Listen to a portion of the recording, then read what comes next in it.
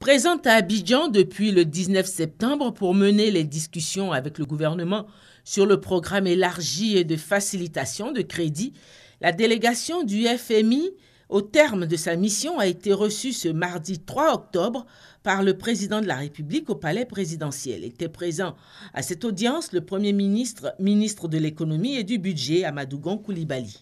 Au terme des observations qu'elle a pu mener sur le terrain et des discussions qu'elle a eues, la mission émet un avis favorable sur la santé de l'économie ivoirienne, malgré la chute du prix du cacao dont la Côte d'Ivoire est premier producteur mondial. La mission exhorte toutefois les autorités ivoiriennes à poursuivre au plan des réformes structurelles de l'économie.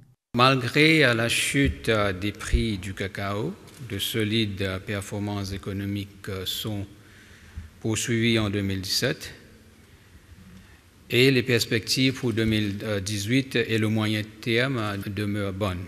L'inflation devrait rester modérée à environ 1%. Le déficit budgétaire devrait se situer à 4,5% du PIB en 2017. En outre, le FMI, la mission du FMI et les autorités ivoiriennes se sont accordées sur des mesures de politique budgétaire pour le budget 2018. Ces mesures devraient permettre atteindre un déficit de 3,75% du PIB en 2018 et une convergence envers le norme du déficit régional de l'UEMOA de 3% du PIB en 2019.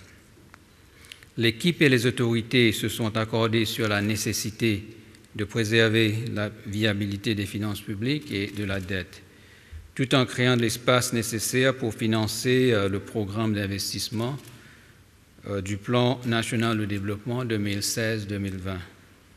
L'équipe et les autorités soulignent la nécessité d'accélérer les réformes structurelles pour maintenir une croissance forte, soutenue et inclusive. Cette deuxième revue, dans le cadre du programme élargi et de facilitation de crédit, se veut rassurant quant au niveau d'endettement de la Côte d'Ivoire. La mission n'a pas tiré la sonnette d'alarme à ce sujet.